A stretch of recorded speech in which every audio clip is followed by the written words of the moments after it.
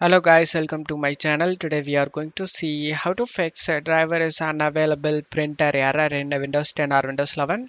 Let's fix it guys. This step apply for all printers. You just need to open up Chrome and in search you just need to type your printer model name. If you don't have a printer model name, then go to search menu and type device manager, click on open it. Expand the print queues option. Here your printer model will be listed. Just note down. Now in here you just need to search web printer model. In my case, HP LaserJet 4250. After typing your printer model name, select printer driver option, and now select the first link from the official site. Now you will get the driver guys. Select accept all cookies, scroll down. If you have Windows 10, then download this way. Just expand the driver universal printer driver and download this for Windows PCL6 and select the download option.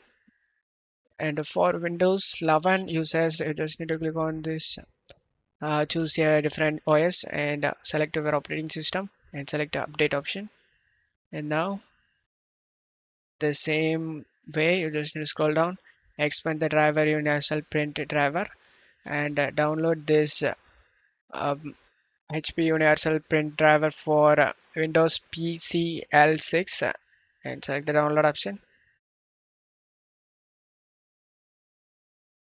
After getting download done, you just need to go back to device manager and you just need to under print quiz, you just need to right click on the web printer and select uninstall device and select uninstall and uninstall the printer device.